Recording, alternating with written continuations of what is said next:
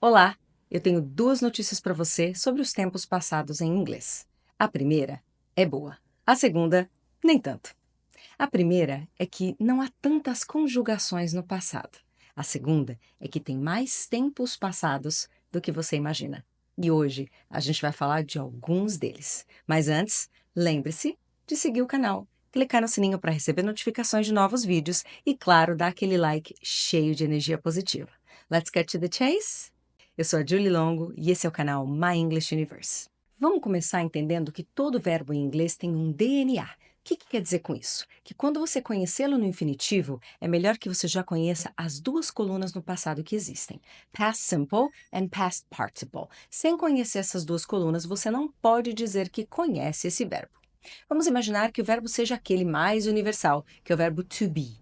O to be no past simple, que é a segunda coluna, tem duas versões, was e were. Dependendo do sujeito, você vai usar um ou outro. E a terceira coluna é been, o que prova que esse verbo, to be, é irregular. Existem outros assim? Muitos outros. Muitos outros. E quando ele é irregular, a segunda e a terceira coluna, elas variam muito na terminação do verbo original e normalmente de uma para outra. Acontece que tem casos que as três são iguais e casos que a segunda e a terceira são iguais. Além disso, existem verbos regulares. Mas para entender passado simples, eu vou recomendar esse vídeo aqui para você, porque ele é bem completo.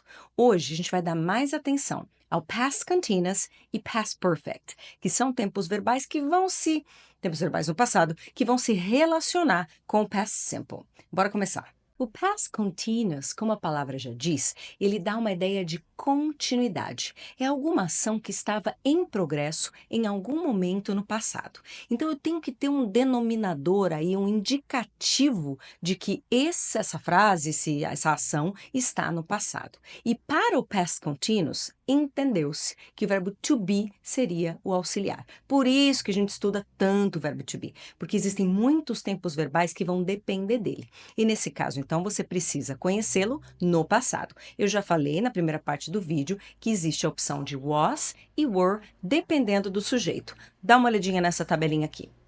Tá vendo? Se for I, por exemplo, é was. Se for you, já é were. Cuidado com essa pronúncia. Were, bem fechadinho, como se tivesse um acento circunflexo. Beleza? Então tá. Conhecendo o to be no passado, eu já tenho metade do caminho andado para fazer frases no passado contínuo, que é o que mesmo? Uma ação que estava em progresso em algum momento passado.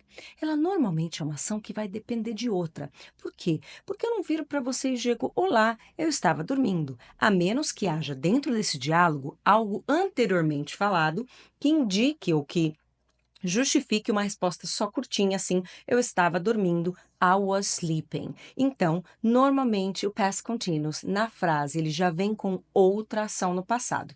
E eu já digo qual vai ser o tempo verbal dessa outra ação. Mas por hora, vamos se certificar de que você se lembra que para ser contínuo, a gente precisa colocar o ing no verbo. Tem uma regrinha de ing que eu vou deixar na descrição do vídeo para não tomar muito tempo aqui, porque é mais uma questão de escrita. Entenda que todo verbo na versão contínua vai ter o ing. Então, quando eu quero dizer eu estava dormindo, eu digo I was sleeping. Se fosse she ou he, também seria was. He was sleeping. Se fosse they, já seria were. They were sleeping. A regra da negativa e interrogativa segue a regra do verbo to be. Was, na negativa, wasn't. E se for uma pergunta, você vai jogar o verbo to be lá para o começo. Was she sleeping? E acabou. É uma regra bem comum para a construção de negativa e perguntas. Em todos os nossos vídeos de tempo verbal, eu relembro isso também, tá bom? Mas por hora é isso que você precisa saber. Então vamos dar outros exemplos aqui de frases no passado contínuo. They were dancing. She was eating. We were studying. Beleza. Mas são frases muito fracas, né? She was studying. Ela estava estudando quando? Por que você está falando isso do nada? De novo, a menos que o diálogo já esteja caminhando para essa resposta, me parece uma frase muito vazia. Então, vamos entender como é, então, que o past continuous vai fazer sentido como uma frase autônoma.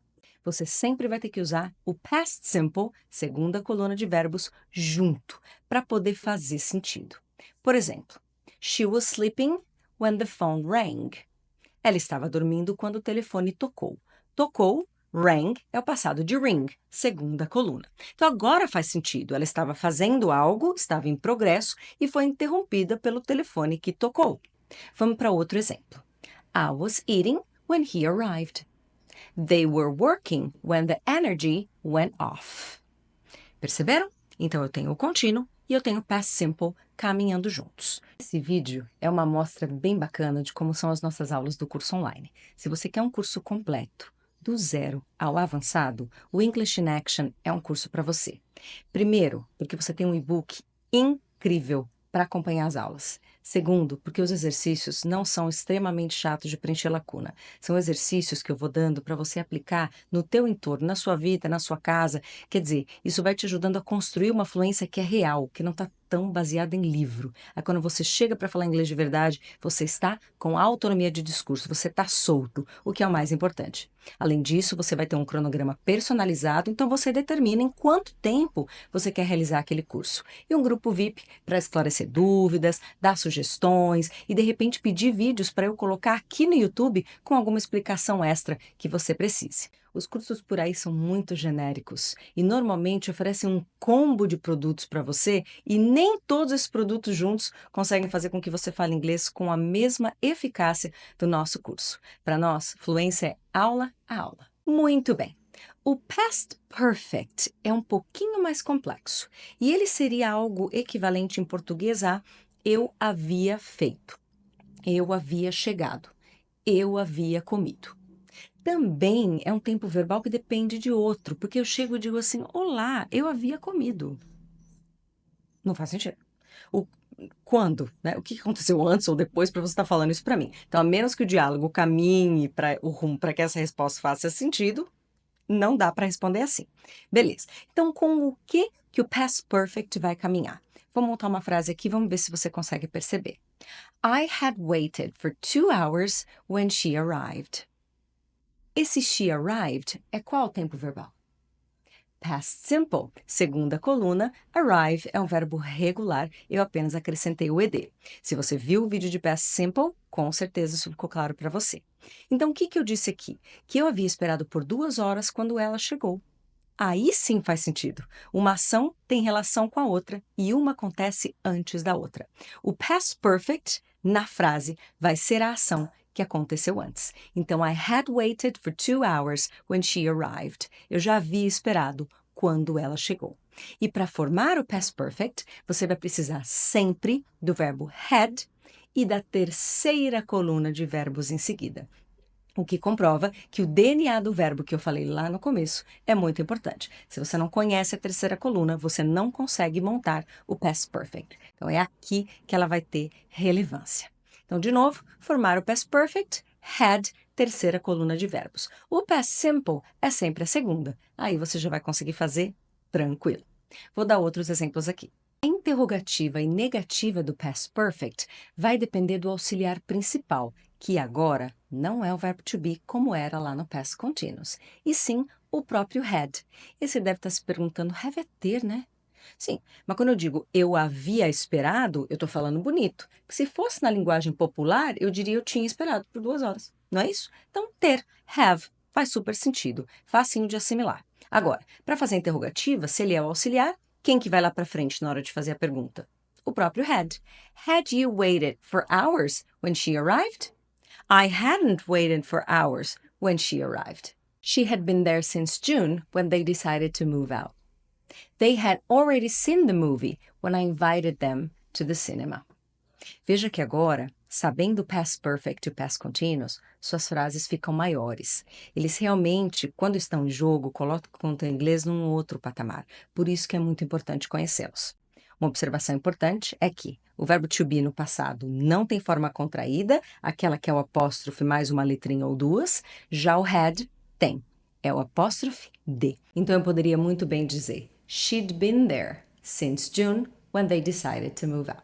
Veja então que existem mais tempos verbais no passado que você imaginava e que eles se entrelaçam, principalmente o past simple, que é a segunda coluna de verbos que está presente, tanto quando eu quero construir uma frase no past continuous, quanto quando eu quero construir uma frase no past perfect. São mais de 60 aulas e o preço é, Maravilhoso. É o curso online com mais cara de presencial que você já viu. Você vai sentir que eu tô aí dentro da sua casa ensinando inglês para você. Não perde mais tempo, não. Eu vou deixar informações na descrição do vídeo e corre, que ainda dá tempo de você aprender inglês esse ano, viu?